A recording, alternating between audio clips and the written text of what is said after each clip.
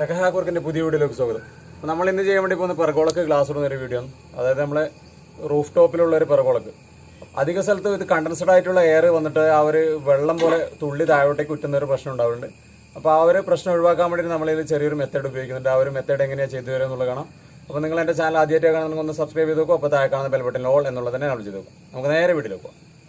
അപ്പോൾ ഇവിടെയാണ് നമ്മൾ ചെയ്യാൻ വേണ്ടി പോകുന്നത്. ഇതിൻ്റെ സൈസ് വരുന്നത് 6x4 അപ്പോൾ അത് നമ്മൾ ഇനിയിപ്പോൾ ഇതിൻ്റെ മുകളിലേക്ക് ഒരു ഇരുമ്പിൻ്റെ ഫ്രെയിം കൂടി കൊടുത്തിട്ട് GP പൈപ്പിൻ്റെ ഒരു ഫ്രെയിം കൂടി കൊടുത്തിട്ട് അതിൻ്റെ മുകളിലേക്ക് വെച്ച് കൊടുക്കുന്നത്. അപ്പോൾ അതിൻ്റെ കാരണം എന്താണെന്നുള്ളത് നമുക്ക് പോകെ കാണാം. ഇവിടുന്ന് നോക്കുന്ന സമയത്ത് കാണുന്നില്ല, ഈ ഒരു ഭാഗത്തേക്ക് സ്ലോപ്പിലുള്ളത്. അപ്പോൾ ഗ്ലാസ് എങ്ങനെ വെച്ച് കഴിഞ്ഞാലും ടച്ചായി നിൽക്കില്ല. അപ്പോൾ അത്രയും ഭാഗം സിലിക്കോൺ അടിച്ചു കഴിഞ്ഞാൽ ആ സിലിക്കോണിൻ്റെ കുറച്ച് കഴിഞ്ഞ സമയത്ത് ക്രാക്ക് വരാനും ചാൻസ് കൂടുതലാണ്.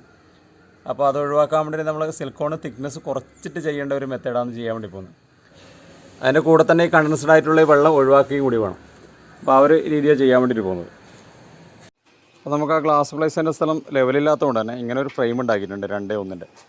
അപ്പോൾ അതിന് ഇനി പ്രത്യേക രീതിയിലൊരു ഹോള് കൂടി ഉണ്ടാക്കിയിട്ടാണ് നമ്മളിതിവിടെ ഫിറ്റാക്കി എടുക്കുന്നത്.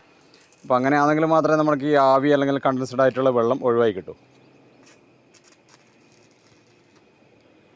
സെൻറ്ററിലുള്ള പീസ് വെൽഡ് ചെയ്യാൻ വേണ്ടി പോയെന്ന്. അപ്പോൾ ഇത് പെർഗോള എന്ന് പറയുന്നത് നമ്മളെ ഈ പെർഗോള എത്രത്തോളം നല്ലതാണെന്നുള്ളൊരു ഭാഗം ഞാൻ നിങ്ങൾക്ക് കാണിച്ചു തരാം. ഒരു വീട്ടിൽ ചെയ്തതിൻ്റെ ചെറിയൊരു ഫൂട്ടേജ് ഞാൻ നിങ്ങൾക്ക് ഇപ്പം കാണിച്ചു തരാം. അപ്പോൾ അത് കണ്ടു കഴിഞ്ഞാൽ മനസ്സിലാവും പെർഗോള വേണോ വേണ്ടതെന്ന്. ഇത് കണ്ടിട്ട് നിങ്ങൾ തീരുമാനിച്ചോ. ഏതായാലും അതൊന്ന് കണ്ടിട്ട് വരാം. അപ്പോൾ ഇതാണ് നമ്മുടെ നാട്ടിൽ കണ്ടംപററി സ്റ്റൈൽ ചെയ്താലുള്ള ഏക ബുദ്ധിമുട്ട്. നമുക്ക് ആ ഒരു പെയിൻ്റുള്ള ഭാഗമൊക്കെ മഴക്കാലത്ത് ആയിക്കഴിഞ്ഞാൽ പൂപ്പൽ വന്ന് കിട്ടും. അത് എത്ര ക്വാളിറ്റിയുള്ള ഏത് കമ്പനിയുടെ പെയിൻ്റ് അടിച്ചാലും ആ ബുദ്ധിമുട്ടുണ്ടാവും. അതുപോലെ തന്നെ പെർഗോള ചെയ്യുന്നവരുണ്ട്. പെർഗോളിൻ്റെ ബുദ്ധിമുട്ടാണ് ഈ കാണുന്നത്. മുകളിൽ കംപ്ലീറ്റ് ചെളിയാണ്. അത് താഴേക്ക് ഒലിച്ച് വന്നിട്ട് ആ ബീമിൻ്റെ മുകളിലും കൂടി ആയിട്ടുണ്ട്.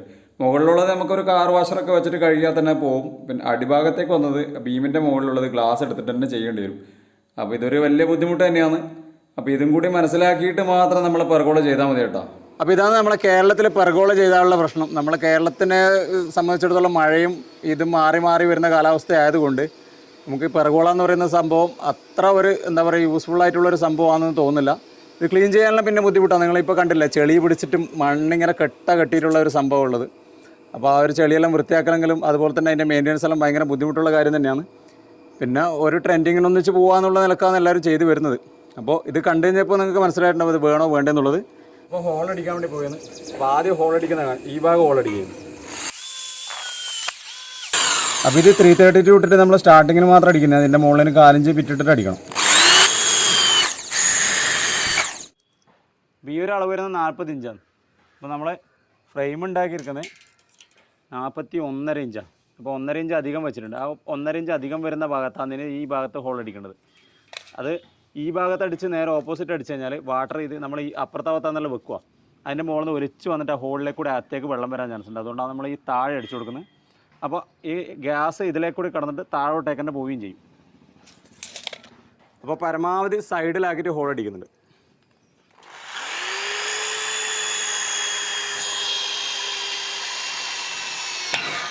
അപ്പോൾ ഹോള് വലുതാക്കാൻ വേണ്ടി പോയി നമ്മൾ ആ 332 ഫസ്റ്റ് ഇട്ടതുകൊണ്ട് പെട്ടെന്ന് ഹോള് വലുതാക്കാൻ പറ്റും.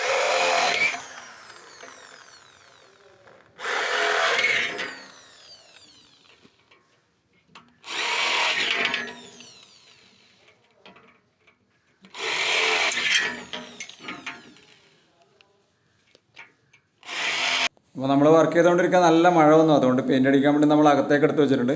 അപ്പോക്സി പ്രൈമർ അടിച്ചു കൊടുക്കുന്നത് ഗ്രേ കളർ. അപ്പോൾ ഈ ഭാഗത്താണ് നമ്മൾ ഹോൾ അടിച്ചത്. അത് ഈ സൈഡ് വരുന്ന ഒരു ഭാഗത്തും അതുപോലെ തന്നെ അടിഭാഗത്തിൻ്റെ ഏറ്റവും എൻഡിലായിട്ടും ഒരു ഹോൾ അടിച്ചു കൊടുത്തിട്ടുണ്ട്.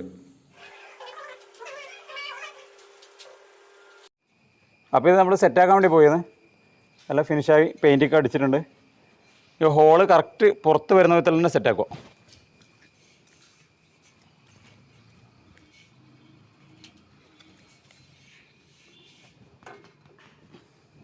ഇതാണ് ഇതിൻ്റെ പ്രശ്നം. ഫ്രെയിം വേണ്ട, ഗ്ലാസ് ടച്ച് ആവില്ല. അപ്പോൾ അതാണ് മെയിനായിട്ട് നമ്മൾ ഇത് ഉണ്ടാക്കാൻ വേണ്ടി കാരണം. സെൻറ്ററിലുള്ളത് കുറച്ച് പൊങ്ങിയിട്ടാണ് കിടക്കുന്നത്. അപ്പോൾ സിലിക്കോൺ അടിച്ചു കഴിഞ്ഞാൽ ആ ഗ്യാപ്പിലെ കൂടി എന്തായാലും വെള്ളം വരാനുള്ള ചാൻസ് ഉണ്ട്. ഇത് ഏറ്റവും പിന്നെ TMT റോഡ് അടിച്ചിട്ട് ജസ്റ്റ് അടിച്ചു കൊടുക്കുന്നേ ഉള്ളൂ. വേറെ ഇത് പാറിപ്പോണ്ട പ്രശ്നം അങ്ങനെയൊന്നുമില്ല. നമുക്ക് നീങ്ങാതിരിക്കാൻ വേണ്ടി മാത്രം ആവശ്യത്തിന് 2 ഏറ്റവും റോഡ് അടിച്ചിട്ട് ഫിറ്റായി കൊടുക്കുകയാണ്.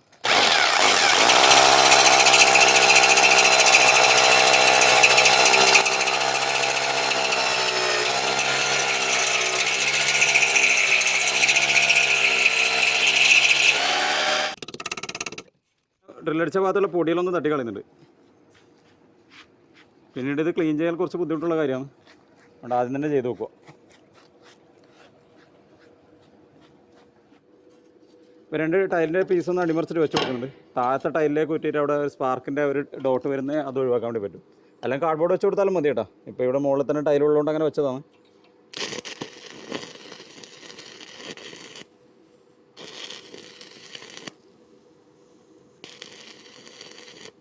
ഇതപ്പുറം പോയി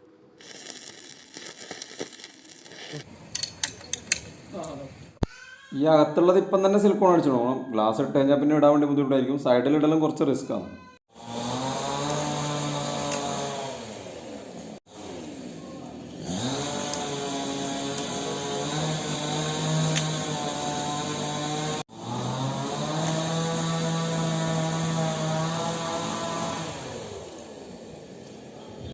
ആ കോർണറിൽ വിരൽ വെച്ചിട്ട് ഒന്ന് അമർത്തി വലിച്ചു കൊടുക്കുന്നത് നല്ലതായിരിക്കും കേട്ടോ. നമുക്കെന്നാൽ നല്ല പിടുത്തം ഉണ്ടാവും. ഒരു ഭാഗത്ത് നല്ലൊരു ഷേപ്പും കിട്ടും.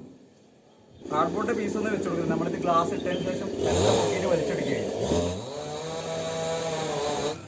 2 വുഡൻ പീസ് വെച്ച് കൊടുത്തിട്ട് അതിൻ്റെ മുകളിലേക്ക് ഗ്ലാസ് വെച്ചിട്ട് ചരിച്ച് കഴിഞ്ഞാൽ സുഖമായിട്ട് ചരിച്ചെടുക്കാൻ വേണ്ടി പറ്റും. ഗ്ലാസ് പൊട്ടുന്ന പ്രശ്നം ഉണ്ടാകാം. പിന്നെ അടുത്തൊരാൾ കേച്ചറിനെ മാത്രം വെച്ച് നിൽക്കരുത്. അടുക്കൂടെ സപ്പോർട്ട് കൊടുക്കുന്നത് നല്ലതായിരിക്കും കേട്ടോ. ചെറുപ്പന്നിട്ട് കേച്ചർ നമുക്ക് എട്ടിൻ്റെ പണി വീണ്ടും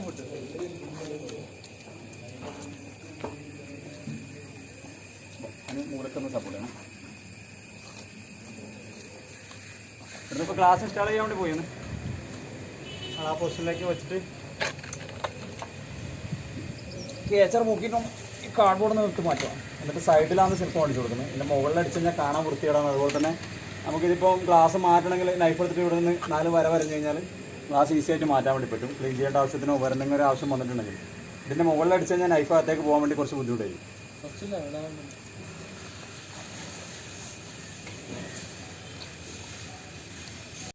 അപ്പോൾ സിലിക്കോൺ അടിച്ചു കൊടുക്കുകയാണ്.